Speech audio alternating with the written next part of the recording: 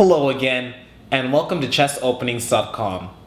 Today we're going to look at the Grunfeld opening, which is a venomous reply to the queen's pawn opening. It begins with the moves pawn to d4, knight to f6, pawn to c4, pawn to g6, knight c3, and then the signature move pawn to d5.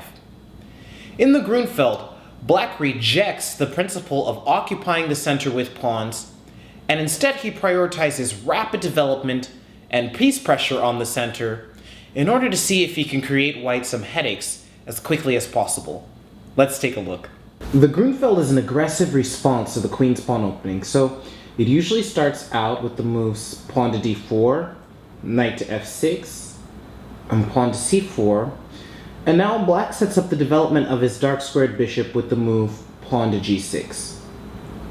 Now after White continues knight c3, he's planning to bring a third pawn to the center with pawn to e4. And so now Black selects the Grunfeld by playing the move pawn to d5.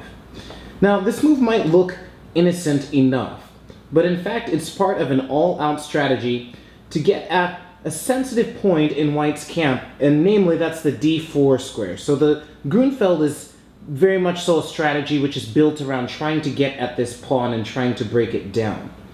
Eventually, what Black plans to do is to trade off his d-pawn, which will open up the queen for an attack, and he's going to use his bishop on g7, and he's going to use piece pressure and pawn pressure to try to break down this d4 point, and we're going to get a chance to see that in just a moment. You could say that in the Grunfeld, Black is sort of playing a little trick on White. In most openings, both sides are going to fight hard to occupy the center with pawns, but in the Grunfeld, Black actually lures White into setting up an enormous pawn center with the sneaky ambition of attacking it later. This is a double-edged strategy which could end in either glorious success for Black, or sometimes it can lead to total disaster. Now, the clearest example of the strategic climate happens after pawn takes pawn, knight takes pawn, and pawn to e4. When Black's major aim is going to be to combine piece pressure and pawn pressure against the d4 point.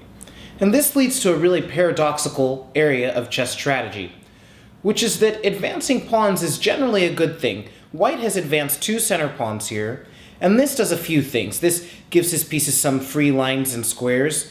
It also restricts the enemy's pieces and pushes them back. And in the event of an endgame, it also means that White's pawns are a little bit closer to promotion. So these are three big upsides to advancing our pawns. But there are also downsides to advancing the pawns, which is that they invariably create weak squares behind them, since pawns cannot move backwards, and they're also the best defenders. So in this case, since White has moved both his e-pawns and his c-pawns, here he has a tender point on d4. So in a way, the Grunfeld is kind of a battle between two opposing strategies. White says, I'm just going to take the center, and I'm going to enjoy the benefits of having extra central control and extra space. Black, for his part, is saying that I'm going to give you the center, but just for a little while, and I'm going to use the extra time to develop my pieces and then attack the center ferociously and see if I can break it down and leave you with all kinds of weaknesses.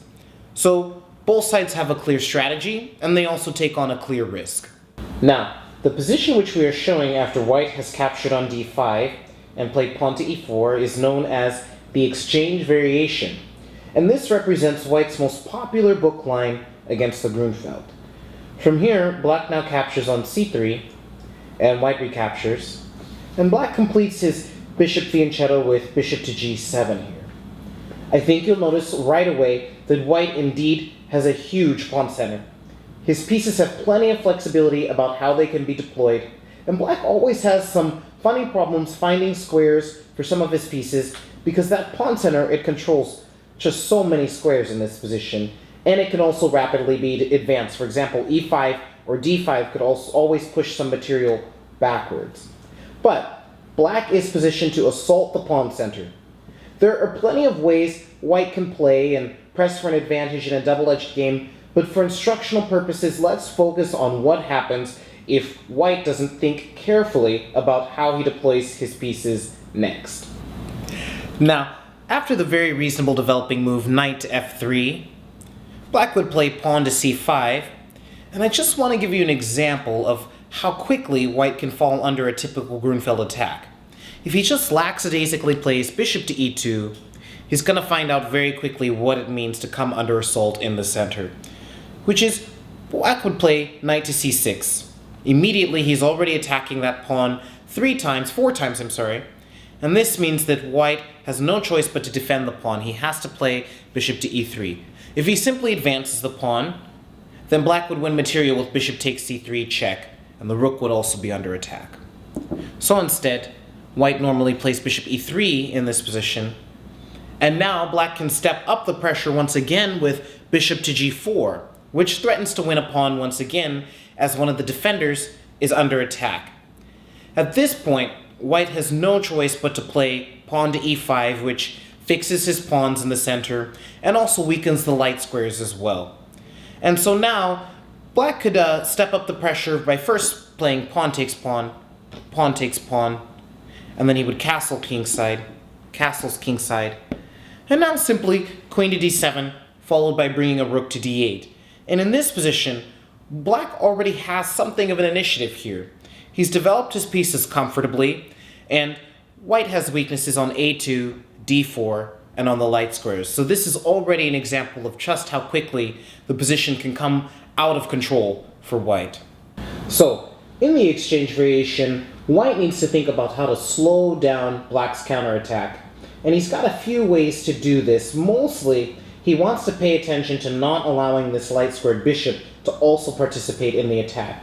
So, one very fascinating way to do this is rook b1. And this leads to a very sharp position. By putting pressure on the b7 pawn, white is making it much more difficult for black to eventually bring the light-squared bishop into the game. Certainly, there are some antidotes to this for black. There's a couple of known methods which allow black to get an interesting, complicated game. But this is a very dangerous, very sharp position, and black has to fight very hard not to get into a horrifyingly passive position.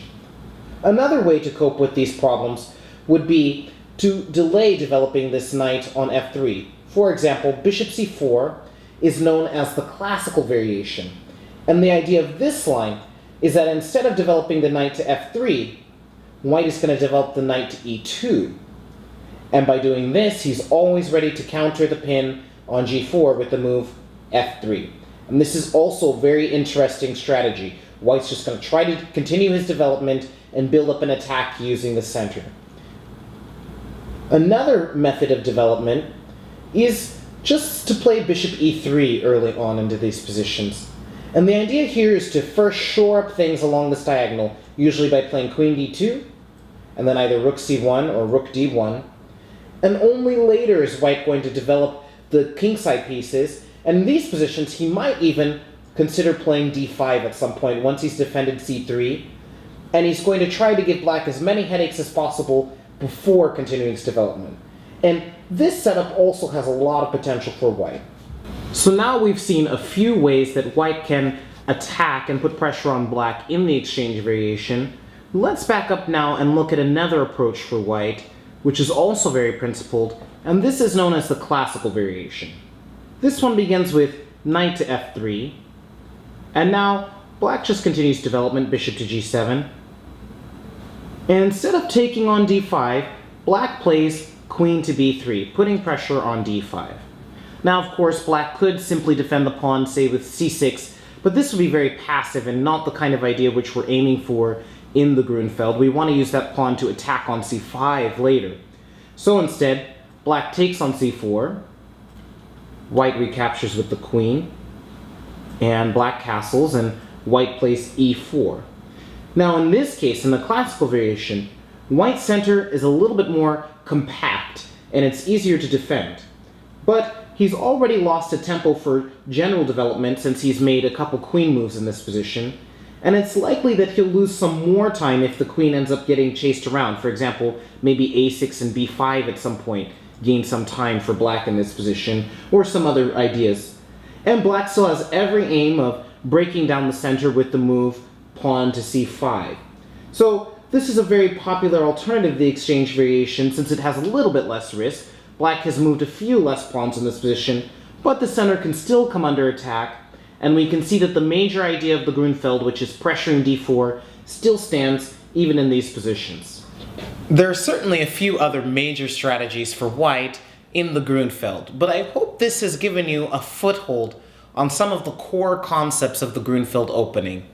Now certainly as black, this is a very attractive opening for players who are willing to take some risk with black in order to look for a complicated and interesting tactical game where they have counter chances.